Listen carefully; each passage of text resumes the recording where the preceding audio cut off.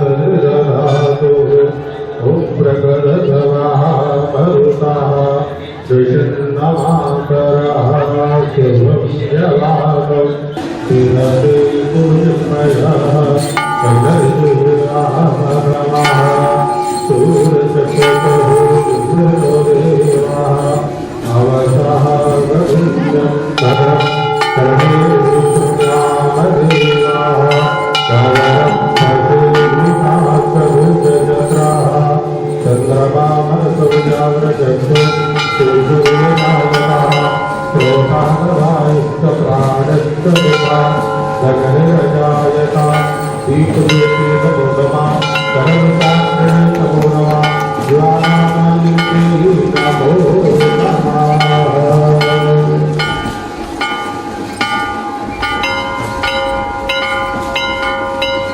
जय श्री राम, जय श्री राम। जैसे आपको पता है इस मंदिर में हर शुक्रवार को सीरियसली कार्यक्रम में हमारा जो कार्यक्रम चलते हैं उसमें समय में डॉक्टर आते रहते हैं और इसी श्रृंखला में आज हमारे बीच में डॉक्टर साहब आए हुए हैं। ये गांधी कैंसर हॉस्पिटल के HOD हैं ये, और ये मेडिकल ऑन्कोलॉजी के डॉक्टर हैं, और ये तो अपना विनीत दलवार साहब, ये पूरे दिल्ली में पूरे वर्ल्ड में भी फेमस है। यहाँ तो होता ही होता है, तो यहाँ बाहर जाके भी ऑपरेशन करते रहते हैं। वो इनकी है, ये तो हमारा सौभाग्य है कि आज इन्होंने समय दिया तो हमारे बीच में आए हुए आप लोगों को कैसे भी बारे में जानकारी देने के लिए। मैं ज्यादा समय न लेके प्रेसिडेंट जी से प्रार्थना करूंगा, इनके बारे में आप बताएंगे। प्रेसिडेंट जी, धन्यवाद महोदय जी। डॉक्टर विनीत दलवार जी हमारे मध्य में Rajiv Gandhi cancer research institute से है, दिल्ली में है, रोहिणी में है, और वहाँ पर पिछले 20 वर्षों से काम कर रहे हैं। इन्होंने अपनी जो डिग्री है MBBS वो आर्म फोर्सेस पुणे से करी थी, और जो पोस्ट ग्रेजुएशन है वो चेन्नई के इंस्टीट्यूट से करी थी। और ये ब्रेस्ट कैंसर और पेट का कैंसर उसके इंडिया में एक्सपर्ट्स बने हैं। इनके 50 से ज़्यादा रिसर्च पेपर इंडियन जर्नल के अलावा फॉरेन जर्नल में छपे। आपको पता होना चाहिए जो फॉरेन जर्नल में पेपर छपते हैं ना, उसी की बेसिस पे लोगों को नोबेल प्राइज मिलते हैं, चाहे वो केमिस्ट्री का हो, मेडिकल का हो, फिजिक्स का हो।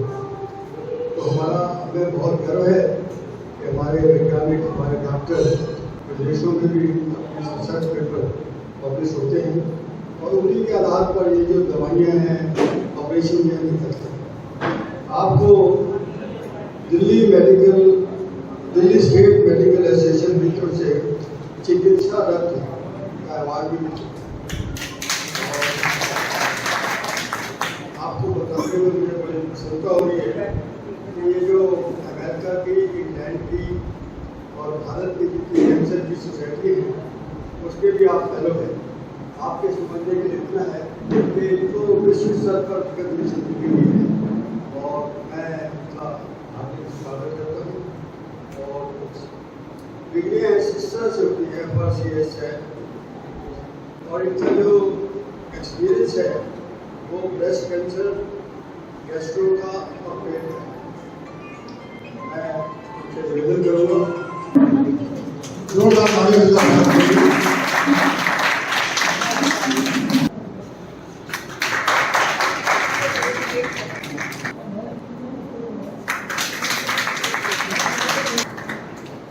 और मैं विनीत से भी प्रार्थना करूँगा कि वो प्रेसिडेंट का स्वागत करें।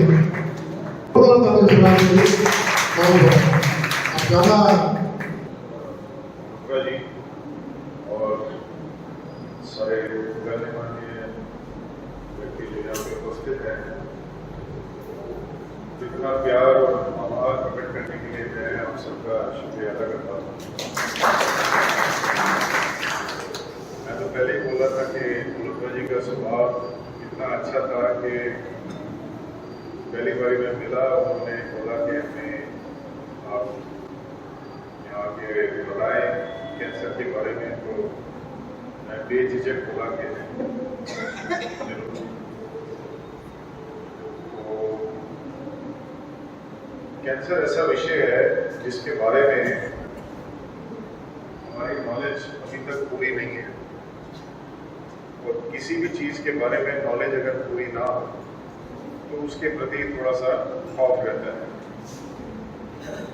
आप अगर 20-30 साल पहले जाएं, किसी को भी ट्यूबरकुलोसिस हो जाता था तो जैसे हिंदी पिक्चरों में आता है, ओवरनाइट जो है हीरो की दाढ़ी उगाती थी, मायूस हो जाता था, और म्यूजिक भी पीछे बड़ा सेंटिमेंटल म्यूजिक हो जाता था। क्यों? क्योंकि उस टाइम ट्यूबरकुलोसिस से बड़ा खौफ होता था, इलाज पूरी तरह नहीं हो पाता था, दवाइयाँ अच्छी नहीं थी। जैसे जैसे दवाइयाँ बढ़िया आने लग गई,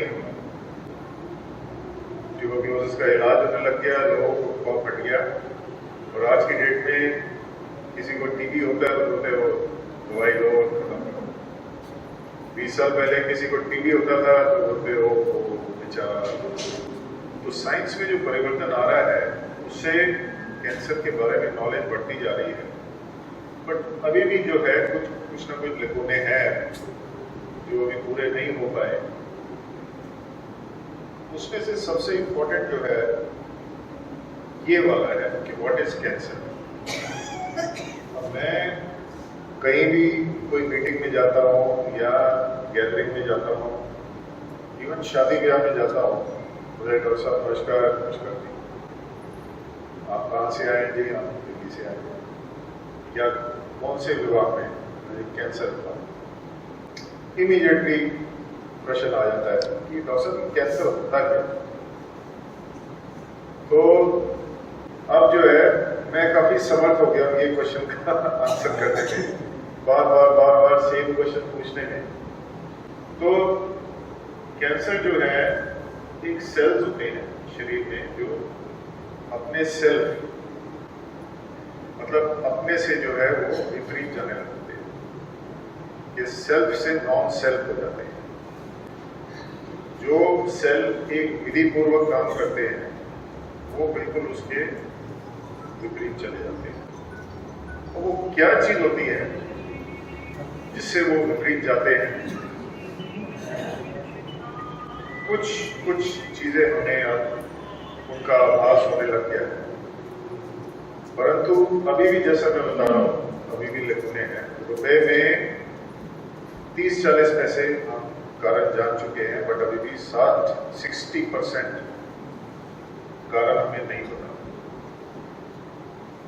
अब जो हमारा वातावरण है, ये मैंने टॉपिक इसलिए चूज किया क्योंकि सबको ये इसका प्रकोप आता है अगर नेगेटिव वे में आए। एक व्यक्ति विशेष और वातावरण में जो इंटरैक्शन होता है, अगर कोई भी चीज है उसका यूज नहीं करें और उसका अब्यूज करें तो क्या हमारे ऊपर जो है उसका प्रकोप पड़ सकता है, वो मैं आज आपको बताने वाला हूं। कैंसर के जो होते हैं 4 स्टेज होती है। किसी को भी कैंसर होता है तो ये जरूरी नहीं कि उसका इलाज सर्जरी ही है या उसका इलाज कीमोथेरेपी ही है या उसका इलाज रेडियोथेरेपी ही है। हर एक चीज जो है कैंसर की जो स्टेज होती है उसके हिसाब से उसका ट्रीटमेंट होता है। 4 स्टेजेस होती है मूलतः। पहली और दूसरी स्टेज होती है अर्ली स्टेज। जितनी कम स्टेज उतना कैंसर का क्योर होने का संभावना ज्यादा होती है, जितनी एडवांस स्टेज उतना ही क्योर होने की संभावना कम होती है। तो पहली और दूसरी स्टेज को बोलते हैं अर्ली स्टेज। तीसरी स्टेज होती है लोकली एडवांस स्टेज, मतलब जो लोकल एरिया होता है उसके चारों ओर फैली होती है। और चौथी स्टेज होती है जिसे लास्ट स्टेज बोलते हैं, जिसके अंदर कैंसर जो है अपना प्रभाव पूरे शरीर पे डालता है। फर्ज करिए किसी को, लेडी को ब्रेस्ट कैंसर हो गया, स्तन का कैंसर, अगर वो वहीं पे है तो अर्ली स्टेज है, स्टेज 1 स्टेज 2। अगर वहां से निकल के बगल में चला गया स्टेज 3 हो गया। बगल से निकल के अगर फेफड़े में चला गया या जिगर में चला गया या हड्डियों में चला गया तो स्टेज 4 हो जाती है। स्टेज 1 और स्टेज 2 में 60-70% होता है क्योर, स्टेज 3 में 50-50 और स्टेज 4 में 0 to 5%। दैट इज वाई हम जब भी किसी पेशेंट को देखते हैं पहली चीज हम करते हैं कि उसकी स्टेज बनाएं। और स्टेज कैसे बनती है? बायोप्सी से बनती है और स्कैन से बनती है। बहरहाल मैं ये बताना चाह रहा था कि कैंसर क्या होता है। अब एक नॉर्मल सेल होता है, सेल जो होता है जो सबसे छोटा अंग होता है किसी भी शरीर का, एक सेल से 2, 2 से 4, 4 से 8, 8 से 16 ऐसे होते हैं। तो सेल में सिग्नल चलते रहते हैं। अगर नॉर्मल सेल होता है तो उसमें जो नीचे सिग्नल जाता है यहाँ से दूसरे सेल बनते हैं।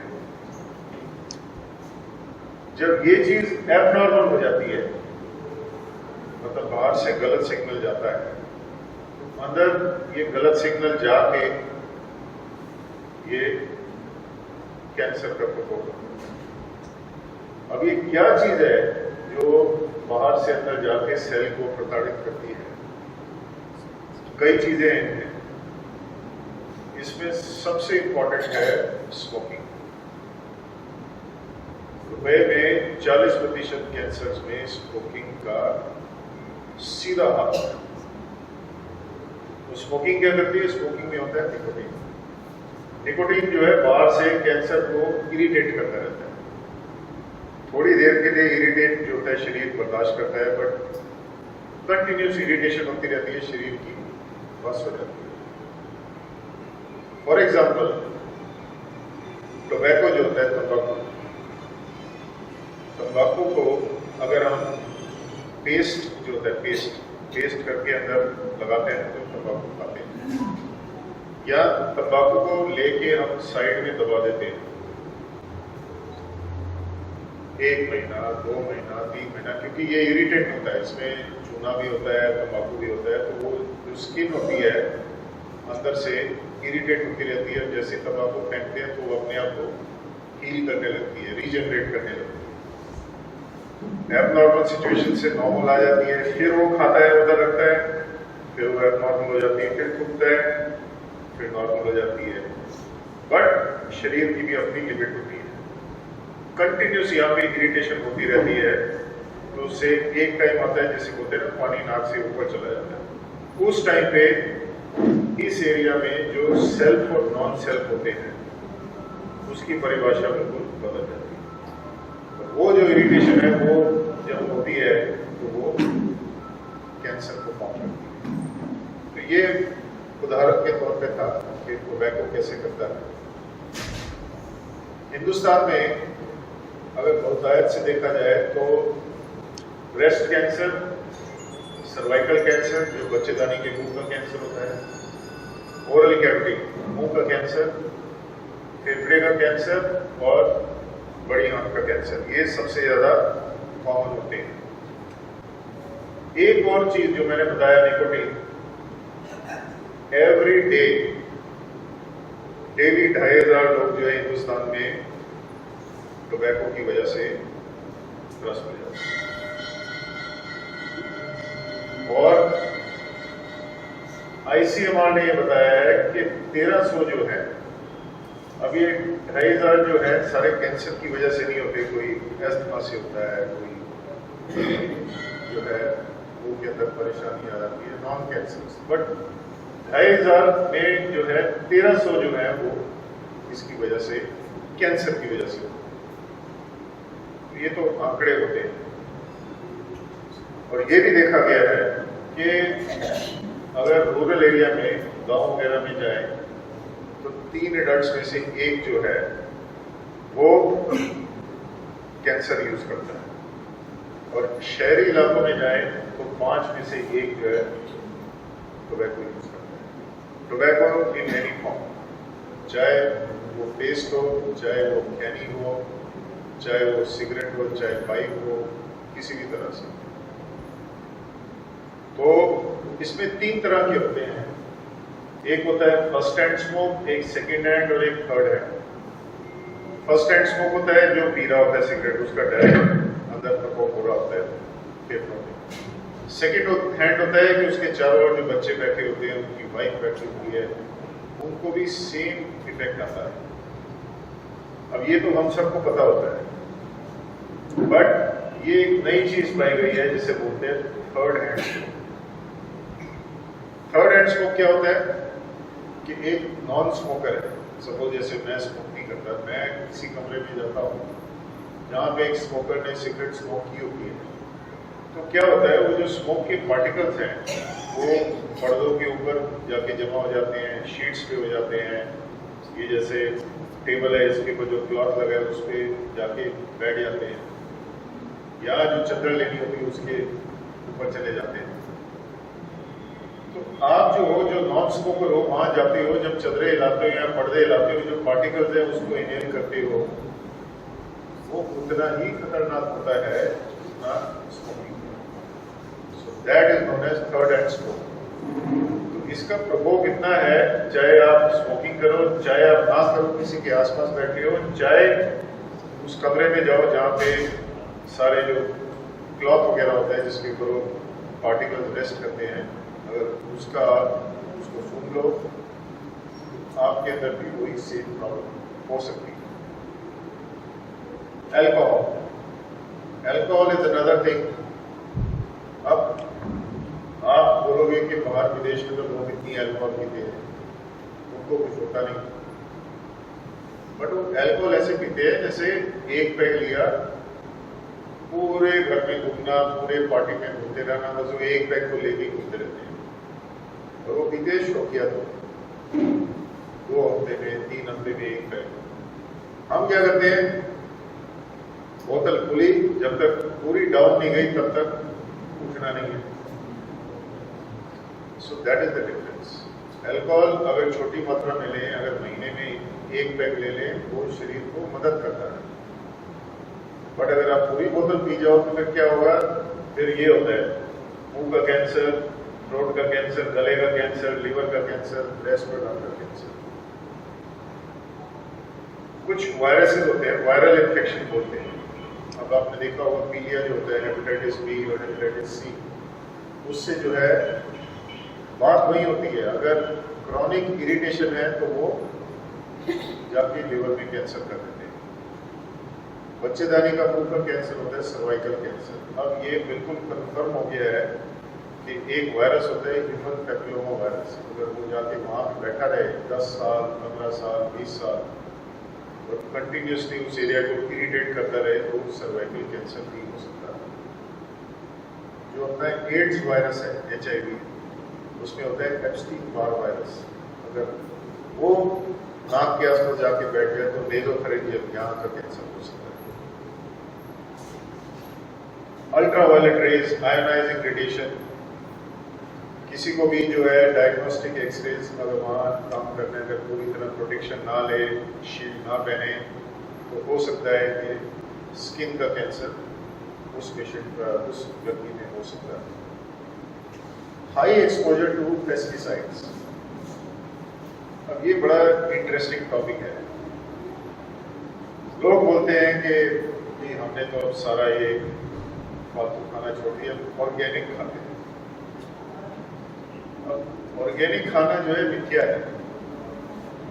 आप अपनी तरफ से फर्टिलाइजर ना डालो, आप अपनी तरफ से पूरे स्वच्छ वातावरण में उगाओ, बढ़िया सीड्स लो, और जो पानी नीचे से आ रहा है वो सॉइल, वो सारा पानी जो नीचे जो है वाटर टेबल होते हैं जहाँ से पानी आता है, तो सारा उसमें केमिकल मिलेंगे। तो ये कहना कि हम तो ऑर्गेनिक फूड खाते हैं, हम तो बाकी सारी प्रॉब्लम से वंचित है, ये मिथ्या है। एक और चीज है, एक मेरा पेशेंट था जो कश्मीर से आया था, तो मैंने बोला कि कश्मीर तो हम भी गए, वहाँ सेब इतने बढ़िया थे।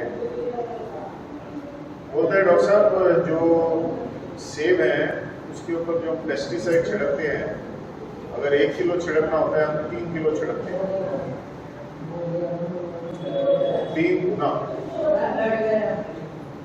वो पेशेंट था मेरा, बोलता है कि अगर एक पेड़ में हमें 1 किलो पेस्टिसाइड छिड़कना होता है, हम जो है 3 गुना पेस्टिसाइड छिड़कते हैं। मैंने बोला क्यों? बोलते ताकि वो चिड़िया ना खा जाए, ताकि हमारी जो वहाँ से पैदावार है वो ज़्यादा हो। मैंने बोला कि अगर 3 गुना ज़्यादा पेस्टिसाइड छिड़कते हो, जो उसको खाता है, जो बच्चा खाता है, उस पर आपको लगता नहीं कि कुछ बुरा असर होगा? इमीडिएटली रिप्लाई करते थे उससे हमें चिंता नहीं है, हमें पैदावार से चिंता है। तो वो सारा जो है फूड सिस्टम में, अपने फूड चेन में जाता है।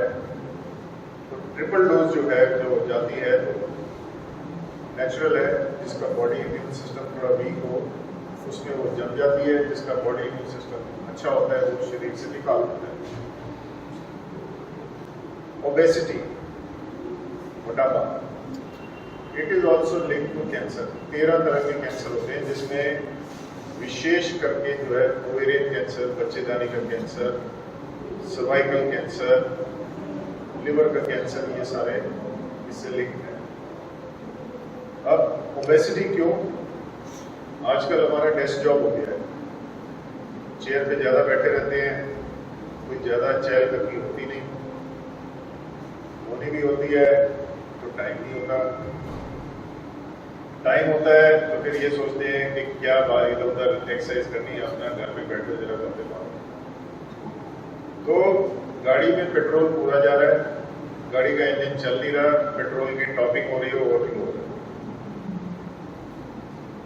तो ओबेसिटी से भी ये जो है कैंसर्स हो सकते हैं। सॉल्वेंट्स, फाइबर्स, फाइन पार्टिकल, जो एस्बेस्टस की छत होती है उसमें एस्बेस्टस का जो पार्टिकल होता है वो निकल के अगर उसको हम इनहेल कर ले, अंदर ले लें, अंदर ले, जो लंग्स होते हैं, हमारे फेफड़े होते हैं, वहाँ जाके वो इरिटेट करता है। और कॉन्स्टेंट इरिटेशन जो होती है लंबे टाइम तक, वो जो है कैंसर में परिवर्तित हो सकती है। ये साइंस ने बताया। कोई भी एस्बेस्टस फैक्ट्री में काम कर रहा है, या वो जो सॉ मिल होती है जहाँ पे लकड़ी काटते हैं, वो जो सारे जो पार्टिकल्स होते हैं वो अगर अंदर ले लें तो उससे दिक्कत हो सकती है। जो भी पेंट इंडस्ट्री में काम करे, जहाँ पे सॉल्वेंट्स यूज होते हैं, उसका भी जो है अगर हम इनहेल कर लें, अगर वो अंदर उसको ले लें और बार बार लेते रहे तो अंदर जाके वो इरिटेशन करता है, डैमेज करता है। बार बार डैमेज शरीर जो है बर्दाश्त नहीं कर पाता, हो सकता है उससे कैंसर हो जाए। म्युनिसिपल हॉस्पिटल होते हैं, इंडस्ट्रियल वेस्ट होते हैं, ब्लीचिंग पेपर पल्प होती है, केमिकल फैक्ट्रीज होती हैं, ये सब जो है अपना वेस्ट जो है बाहर रखते हैं या इंसिनरेट नहीं होता। ये अगर पार्टिकल्स हवा में घूमते रहे, कोई उसको बार बार इनहेल करता रहे, तो again you can have prolong cancer. एक और चीज जो आजकल नई आई है, इसको बोलते हैं माइक्रोप्लास्टिक्स। और माइक्रोप्लास्टिक्स क्या होते हैं? 5 मिलीमीटर से कम के प्लास्टिक जो होते हैं वो होते हैं।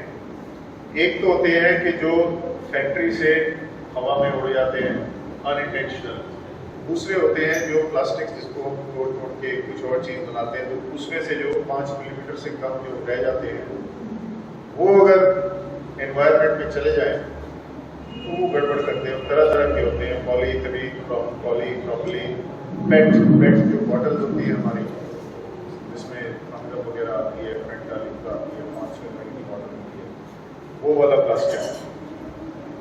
तो इससे क्या होता है कि जो प्लास्टिक के जो कण होते हैं, इसके ऊपर पोल्यूटेंट्स जो होते हैं आके दब जाते हैं, और ये जो होते हैं अगर ये पानी में गिर जाते हैं, नदी में गिर जाती है, तो फिशेज होती हैं वो इसको अपने अंदर ले लेती हैं। जो जानवर पानी पीते हैं नदियों से, वो अपने अंदर ले लेते हैं, तो वो फूड चेन में आ जाता है। आगे जाके कोई फिश खाता है तो वही प्लास्टिक्स जो है उसके शरीर में चले जाते हैं, और ये फिर एंड में जो फूड चेन होती है उसमें घुस जाते हैं।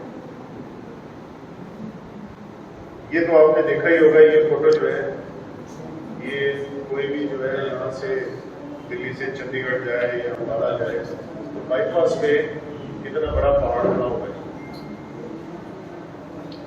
देखा होगा ये।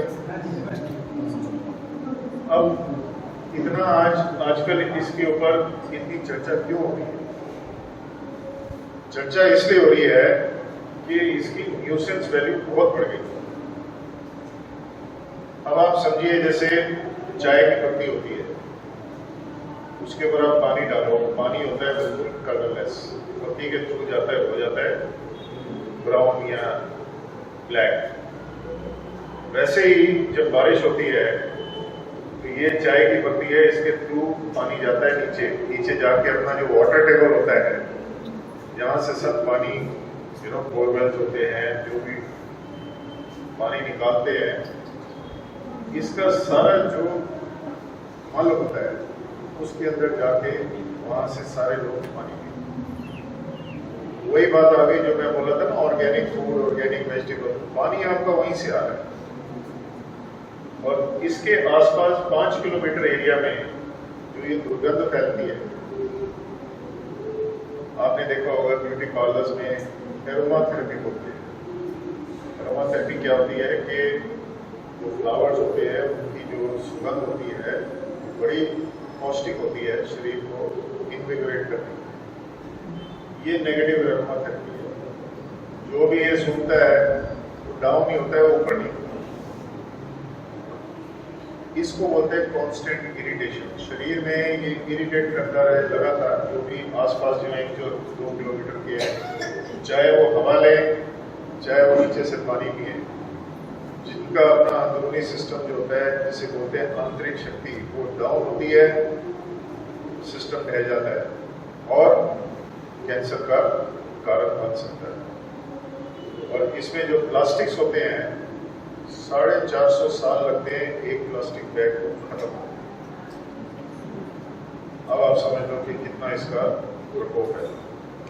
हैवी मेटल्स है, आर्सेनिक है, बेरिलियम है, कैडमियम, क्रोमियम है, ये भी कई पदार्थों में आ जाते हैं, ये भी अपना प्रॉब्लम करते हैं।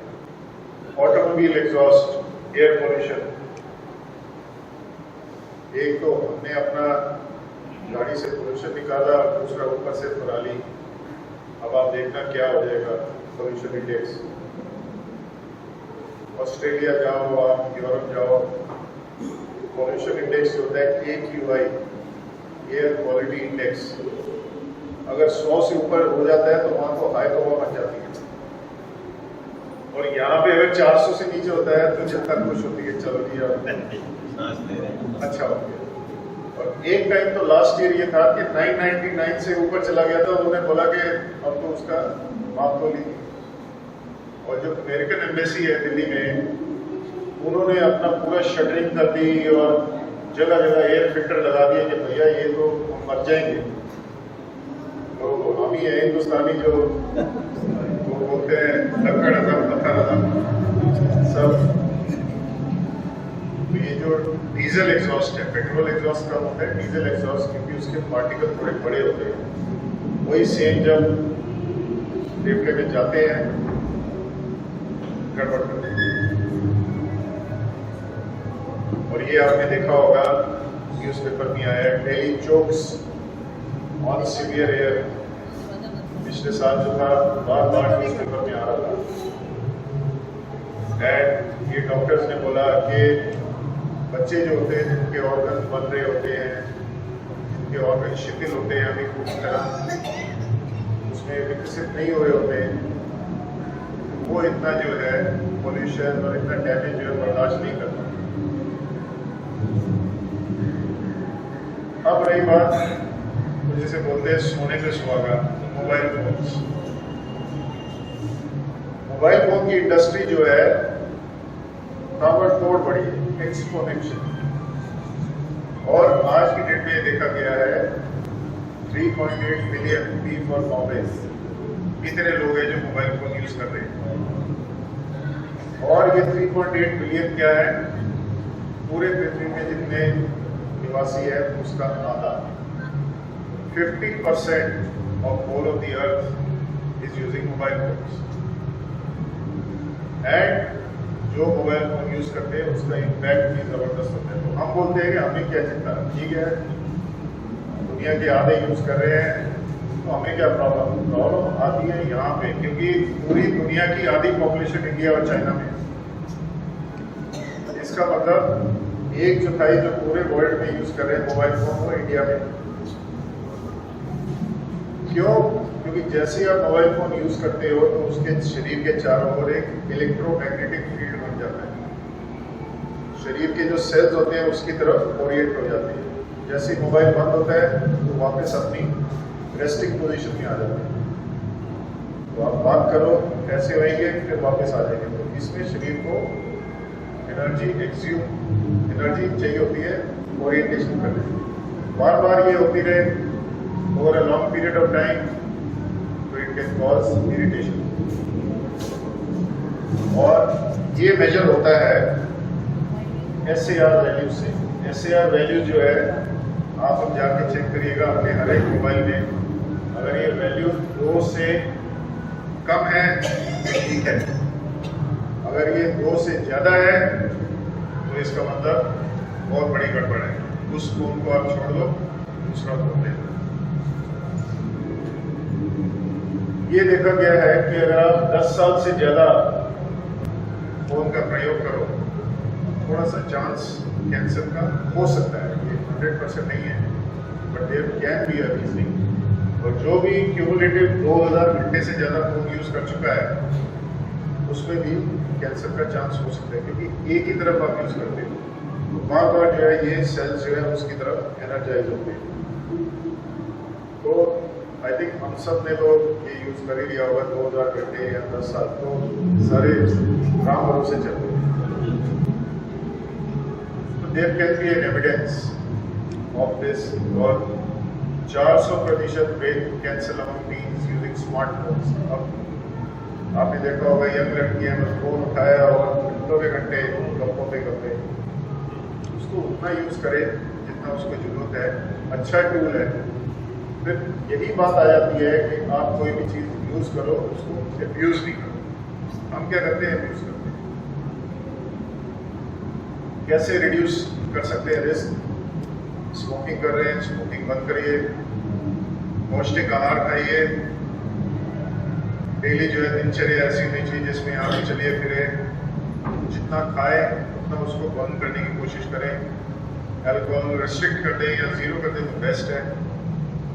हाई फैट डाइट, जो जंक फूड है उनका सेवन कम कर दें। वायरल इन्फेक्शन तो हमारे हाथ में नहीं है, अगर किसी को इन्फेक्शन है तो उससे थोड़ा सा डिस्टेंस मेंटेन करें ताकि आपको ना हो। और केमिकल्स, रेडिएशन, मेडिसिन जो है अगर उससे किसी तरह छुटकारा मिल सकता है या उससे दूर रह सकते हैं तो I think that is best.